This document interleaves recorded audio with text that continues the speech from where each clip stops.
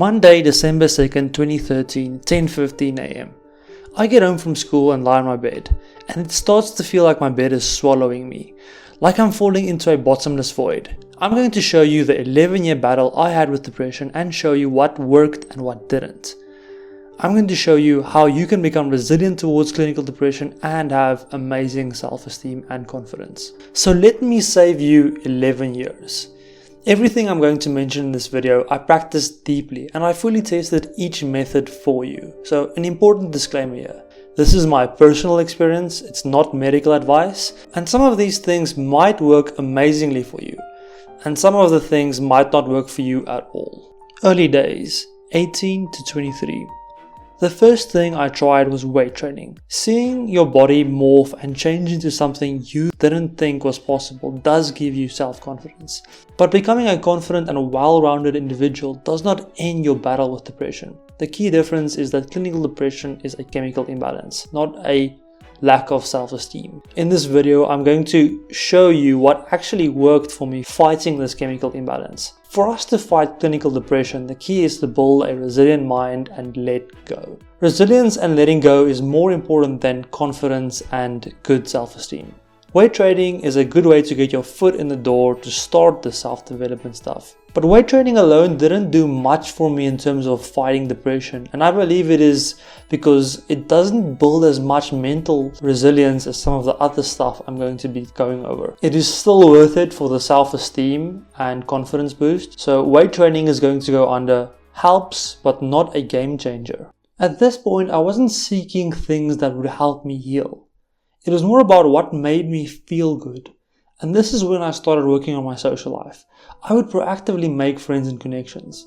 Being social is good for you, but this depends on who you hang out with. When you're already down and out, this is going to tend to attract the same crowd, and this is not going to help you.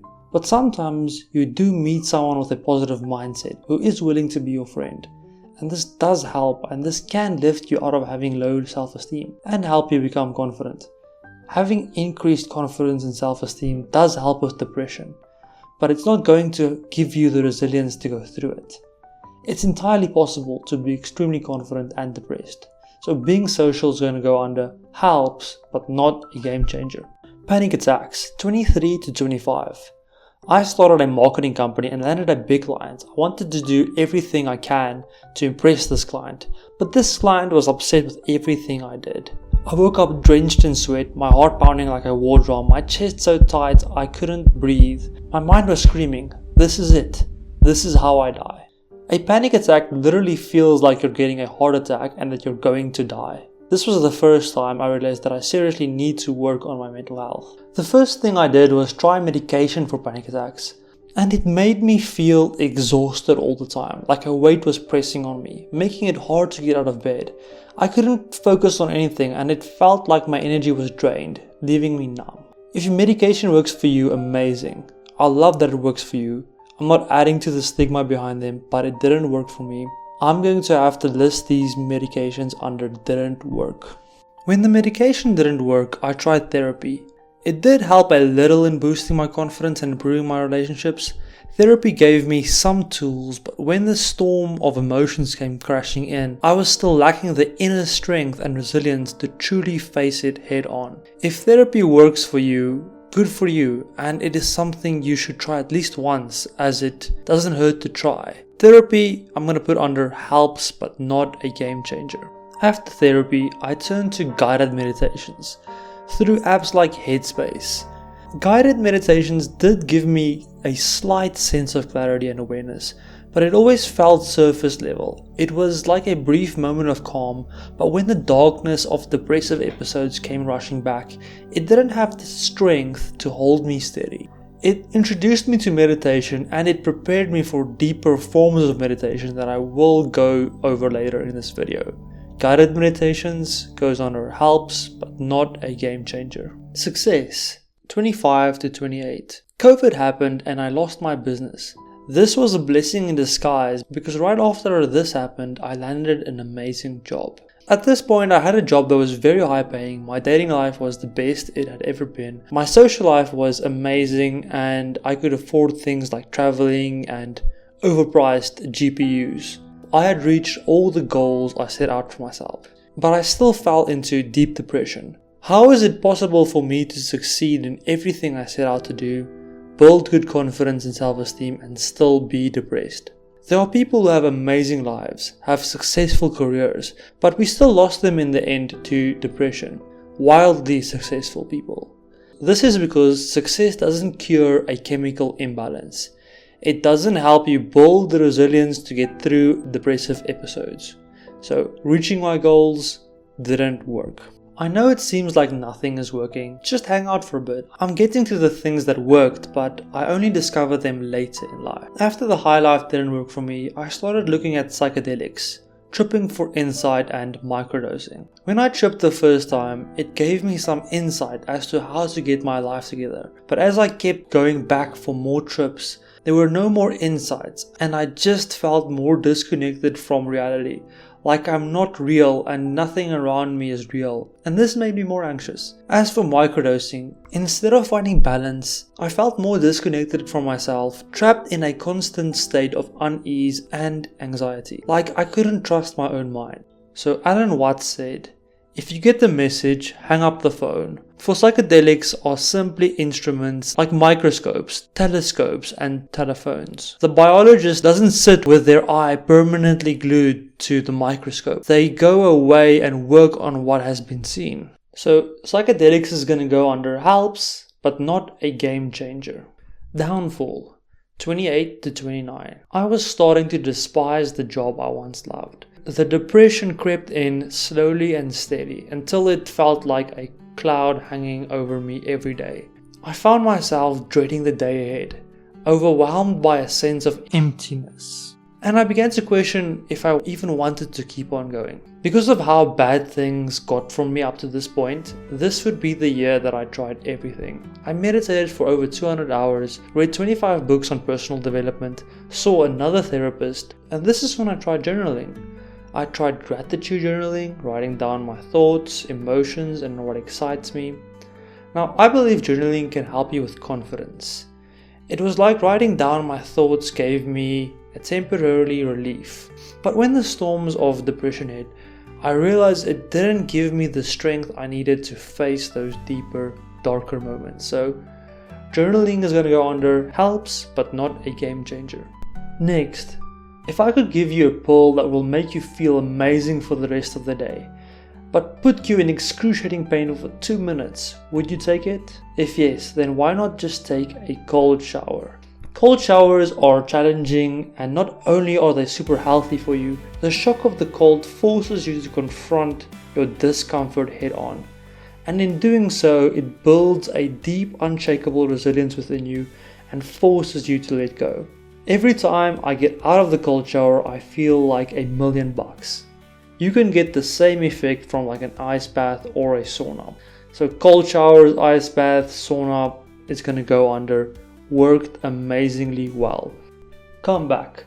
29, present. This is when things started going well for me. I finally quit that job, not because it was bad, but because it was time for me to move on from it and start another business.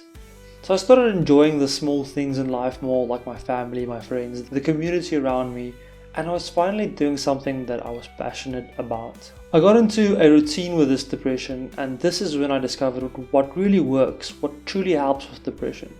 The first thing that made all of this possible was NoFap. NoFap is a form of abstinence. It is difficult and painful, and it forces you to let go of your urges. When you do overcome these urges, you feel like you have superpowers.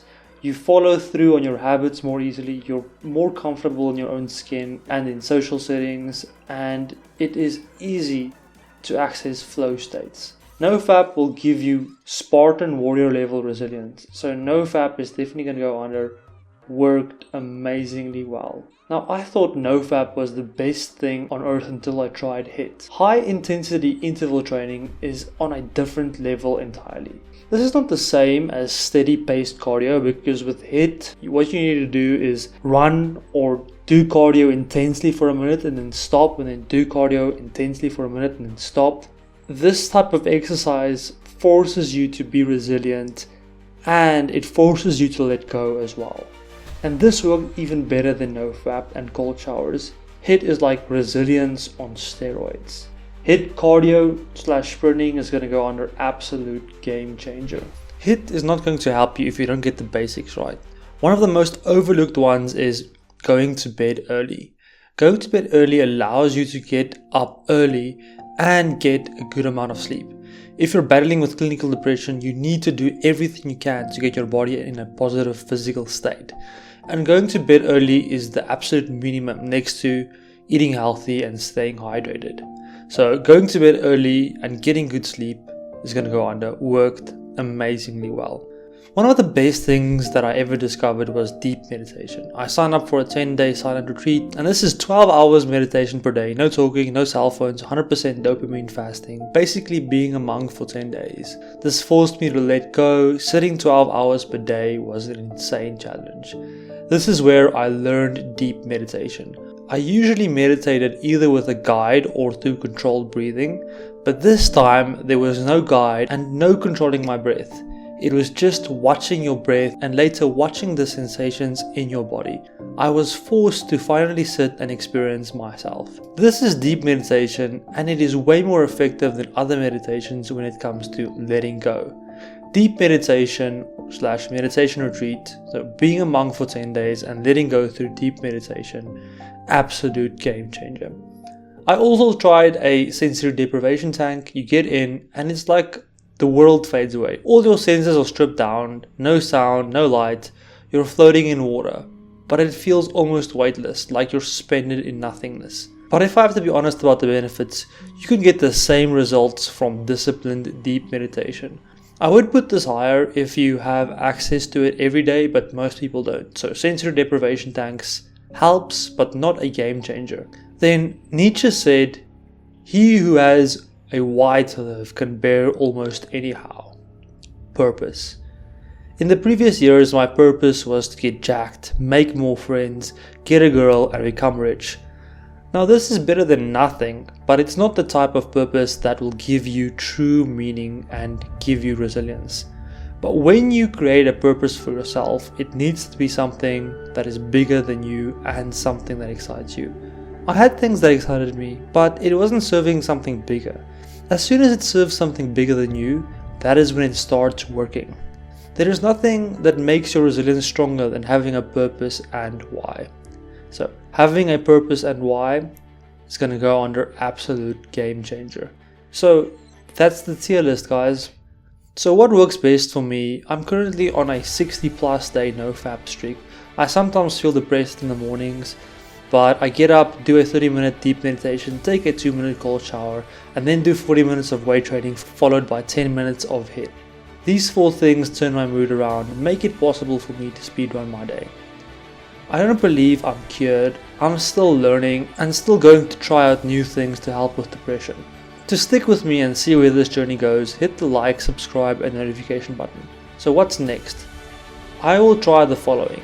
Getting an accurate diagnosis. I want to get an accurate diagnosis. I don't believe I have been successfully diagnosed in the past, and I need to know if I have major depression or manic depression, which is bipolar. And then after this, I want to do a darkness retreat, spending time in total darkness in Mexico, testosterone maxing and fixing my gut health with a new diet, trying different forms of prayer like gratitude prayer, conversational prayer, devotional prayer, and volunteering. And if my diagnosis turns out to be bipolar, I'm going to try ketamine. And I've got like a list of 30+ things I want to do this year, and I will share with you and how they go. Like and subscribe and hit the bell button if you're curious to see how this goes. And then leave a comment as to what you think I should try next. And then one final note. There is this perception that people who fight mental illness are weak. But this could not be further from the truth. People with mental illness are tough as nails because they have to be. There is no option for them to be weak. They have to have resilience and let go. And then this video goes out to Kurt Cobain, Chester Bennington, Marilyn Monroe, Robin Williams, Avicii, and Chris Cornell. I wish you had the tools to get through what you went through. For anyone wanting to support the channel, you can get my guides on how to find true purpose and how to practice deep meditation. You can find a link to these in the description or in the pinned comment. These guides go for only $1 each, but you can pay more if you would like to support the channel.